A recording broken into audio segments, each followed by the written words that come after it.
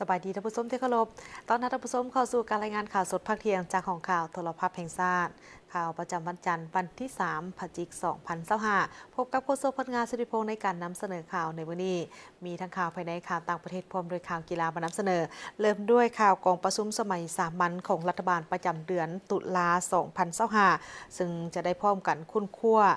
และปรึกษาหารือและประกอบความคิดความเห็นพร้อมทางพิจารณาต่อกับบรรดาหัวข้อที่สำคัญก็คือการสรุปเวียกงานที่พ้นเดือนประจำเดือนตุลาและทิศทางแผนการประจำเดือนพฤศจิกายน2025ของรัฐบาลและพร้อมทั้งอาทิตย์ในการพันขยายผลของกองประชุมครบคณะครั้งที่11ของคณะบริหารงานส่วนกลางภาคสมัยที่11กองประชุมสมัยสามัญของรัฐบาลประจำเดือนตุลา2025ได้ไขขึ้นในตอนเช้าของวันที่3พฤศจิกายนนี้ที่สำนักงานนายกรัฐมนตรีโดยภายใต้การเป็นประธานของท่านสนใจศรีพันดรนายกรัฐมนตรีมีบรรดาท่านรองนายกรัฐมนตรีสมาชิกรัฐบาลผู้ต่างหน้าจากกระทรวงองค์การเข้าร่วมแบบซึ่งหน้าการนำของนครหลวงวิจันทร์และบรรดาแขวงเข้าร่วมพันระบบกองประชุมทั้งไกลเพื่อรับฟังและประกอบความคิดเห็นต่อกับการรายงานสภาพการพ้นเด่นประจำเดือนตุลาและทิศทางแผนการเวียกงานจุดสูงประจำเดือนพฤศจิกายน2025กองประชุมครั้งนี้จะดำเนินไปเป็นเวลา1วันครึ่งโดยจะได้พร้อมกันค้นคว้าปรึกษาหารือประกอบความคิดความเห็นและพิจารณาต่อกับบรรดาหัวข้อที่สำคัญก็คือการสรุปเวียกงานที่พ้นเด่นประจำเดือนตุลาและทิศทางแผนการประจำเดือนพฤศจิกายน2025ของรัฐบาล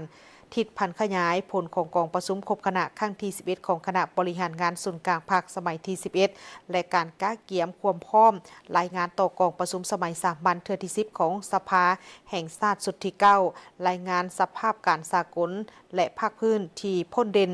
รายงานภาคพื้นรายงานเกี่ยวกับสภาพการพ้นเด่นเวียกงานป้องกันชาติป้องกันความสงบห่างวิสัยทัศน์ฮอดปี 2045 และแผนยุทธศาสตร์การพัฒนาระบบข้อมูลข่าวสารตลาดแรงงานแห่งชาติฮอดปี 2035 ห่างดำรัดวาดด้วยการจัดสรรที่ดินปลูกสร้างของรัฐเป็นบ่อนอยู่อาศัยและซื้อขายสิทธินำไส้ที่ดินแบบมีกำหนดห่างดำรัดวาดด้วยยางพาราห่างดำรัดวาดด้วยการคุ้มครองบริเวณซ้ายแดนห่างดำรัดวาดด้วยพนักงานท้องถิ่นที่เฮ็ดเวียกนำองค์การต่างประเทศประจำอยู่สาธารณรัฐประชาธิปไตยปฏิรูปลาวห่างดำรัดว่าด้วยการคุ้มครองธนบัตรในโอกาสของการกล่าวไขกองประชุมท่านนายกรัฐมนตรีก็ยังได้ยกให้เห็นถึงสภาพการจีพ้นเด่นที่เกิดขึ้นอยู่ในภาคพื้นและสากลโดยเฉพาะความขัดแย้งทางด้านเศรษฐกิจการค้าการทหารปัญหาซ้ายแดนและอื่นๆซึ่งจะต้องได้สืบต่อในการติดตามอย่างใกล้ชิดเพื่อมีมาตรการรับมือต่อกับผลกระทบที่อาจจะเกิดขึ้นนอกจากนั้น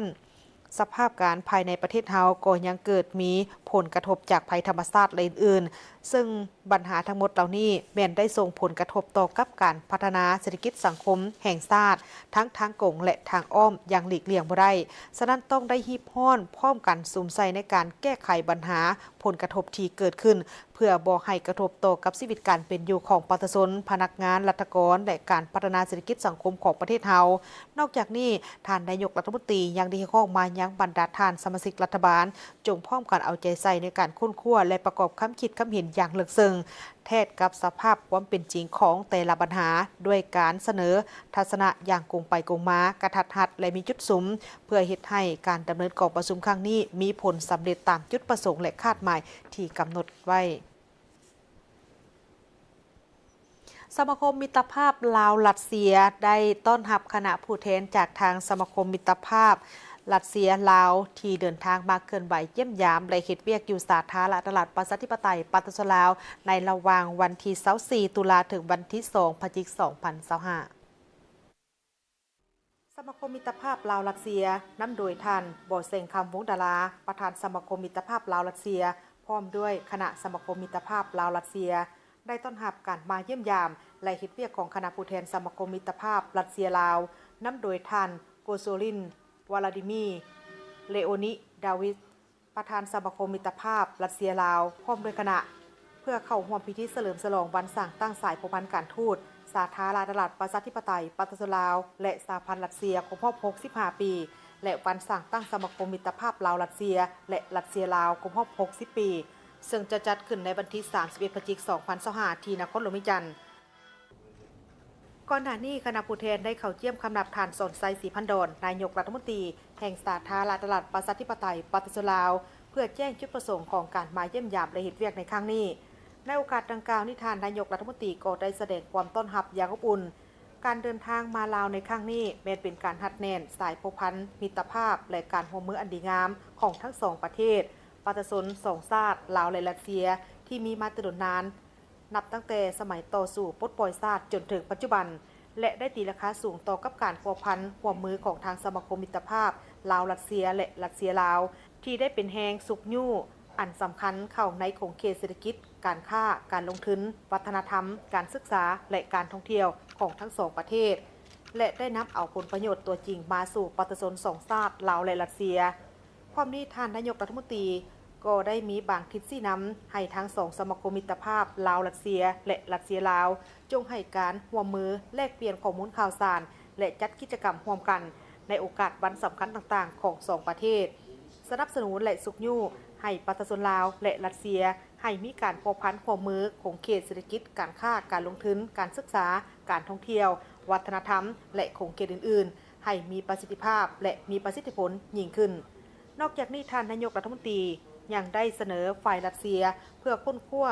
เอาเมืองเอกทางด้านการท่องเที่ยวของรัสเซียมาร่วมมือสร้างเมืองมิตรภาพแหกเซี่ยวกับนครหลวงพระบางของลาวที่เป็นเมืองมรดกโลกเพื่อกระตุ้นให้นักท่องเที่ยวรัสเซียให้มาลงทุนอยู่ลาวและสุขยู่ให้ประชาชนลาวและรัสเซียได้ไปมาหาสู่กันหลายขึ้นในโอกาสที่เข้าร่วมพิธีเฉลิมฉลองวันสั่งตั้งสายผูกพันการทูตสาธารณรัฐประชาธิปไตยประชาชนลาว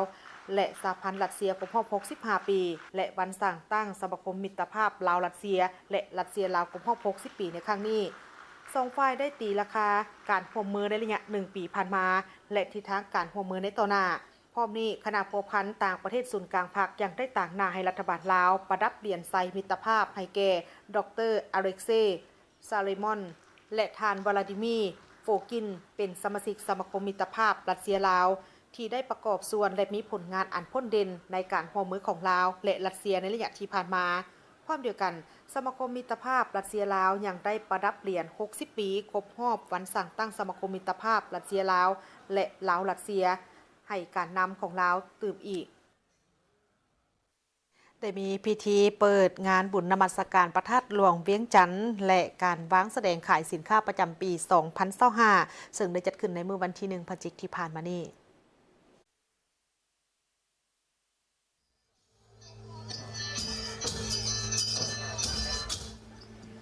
พิธีเปิดงานบุญนมัสการพระธาตุหลวงเวียงจันทร์และการวางแสดงขายสินค้าประจำปี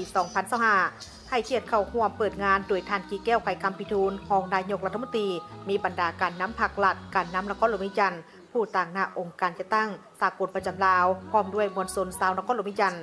ท่านอัศพังทองศรีพันดอนเจ้าของนครหลวงเวียงจันทร์ได้รายงานให้ผู้ว่างานบุญนมัสการพระธาตุหลวงเวียงจันทร์เป็นกิจกรรมหนึ่งที่นอนอยู่ในฮีตคอประเพณีวัฒนธรรมอันดีงามของชาติลาวเฮาซึ่งได้สืบทอดปฏิบัติกันมาเคียงคู่กับคนลาวชาวนครหลวงเวียงจันทร์นับตั้งแต่เมื่อพระธาตุหลวงแห่งนี้ได้รับการสร้างตั้งขึ้นและพ้นเด่นที่สุดเป็นในระยะที่พระเจ้าไสยเศรษฐาธิราชได้นำพาปฏิสังขรณ์พระธาตุหลวงแห่งนี้และได้เฉลิมฉลองใหญ่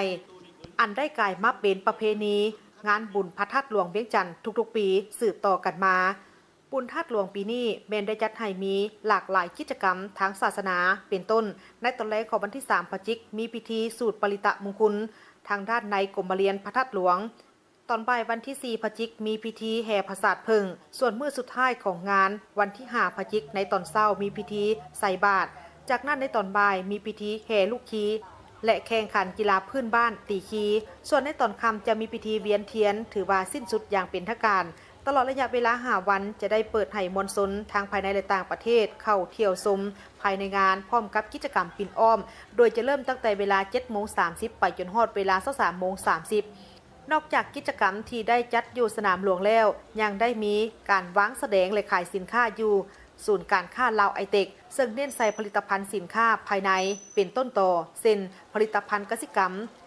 ผลิตภัณฑ์หัตถกรรมและผลิตภัณฑ์วัฒนธรรมผลิตภัณฑ์อุตสาหกรรมโรงจักรโรงงานขนาดใหญ่กลางและขนาดน้อยสร้างเงื่อนไขให้มีการนำเอาผลิตภัณฑ์สินค้ามาแลกเปลี่ยนวางแสดงและขายในงานตื่มอีก ในโอกาสนี้ท่านกี่แก้วไข่คำพิทูลยังได้ขึ้นมีคำเห็นกล่าวเปิดงานบุญนมัสการพระธาตุหลวงเวียงจันทร์อย่างเป็นทางการโดยท่านได้แสดงความย่องยอสมเสยต่อกับอำนาจการปกครองนครหลวงเวียงจันทร์ก็คือคณะรับผิดชอบจัดงานบุญที่ได้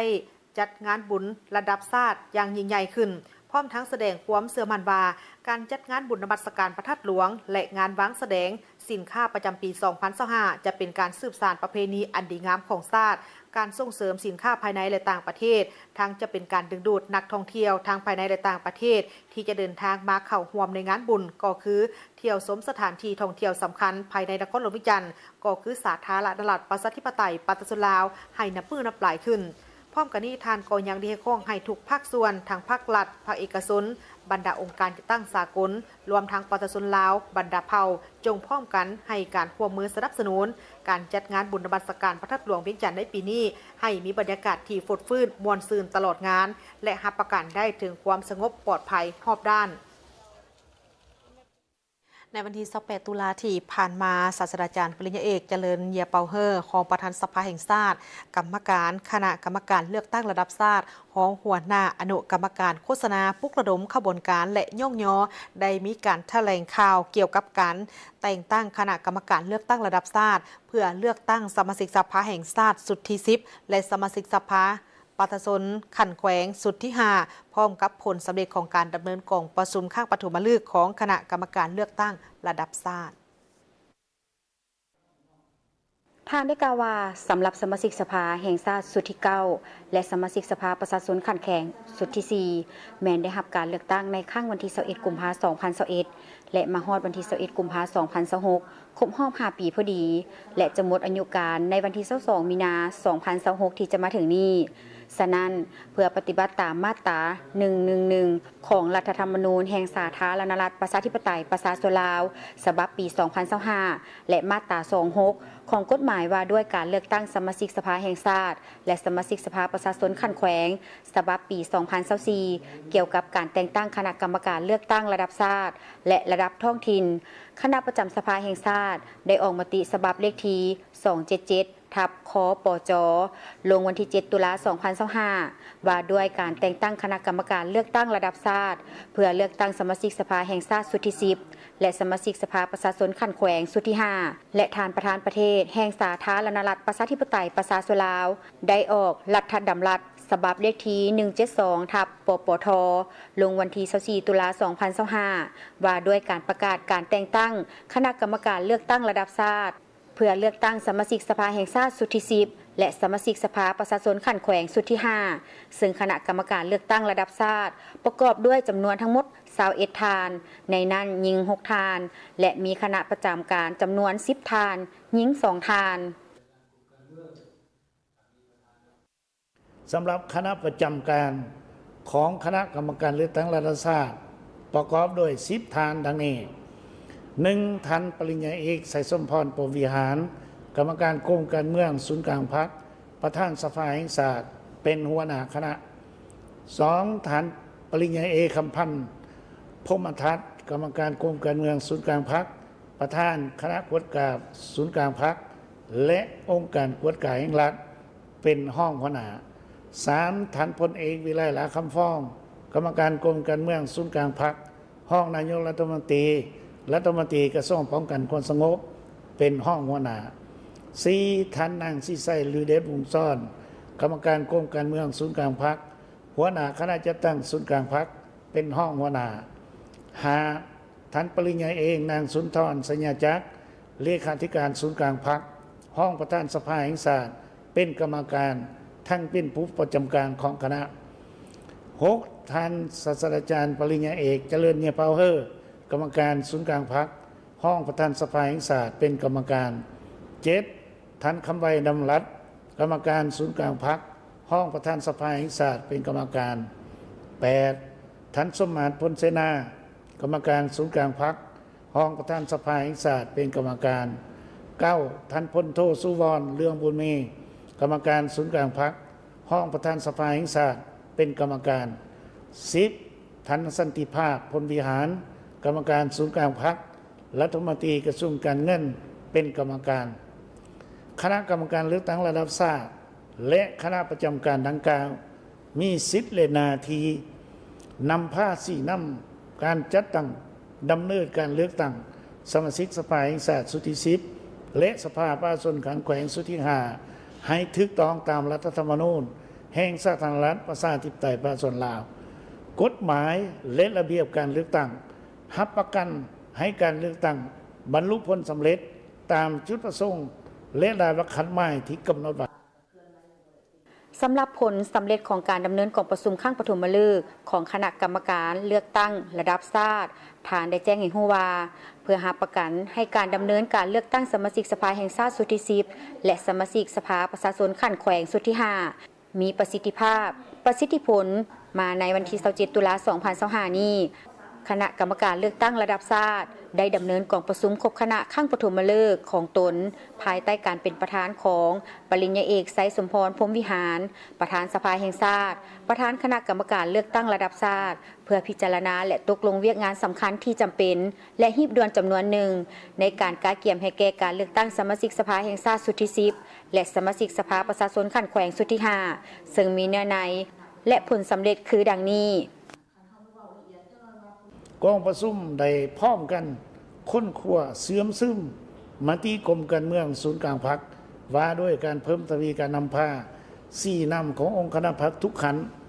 ต่อการเลือกตั้งสมาชิกสภาแห่งชาติสุดที่10และสมาชิกสภาประชาชนขันแขวงสุดที่2กองประชุมได้ผ่านมติตกลงของคณะประจำสภาแห่งชาติและรัฐดำรัสของประธานประเทศแห่งสาธารณรัฐประชาธิปไตยประชาชนลาวว่าด้วยการแต่งตั้งคณะกรรมการเลือกตั้งระดับชาติเพื่อเลือกตั้งสมาชิกสภาแห่งชาติสุดที่10และสมาชิกสภา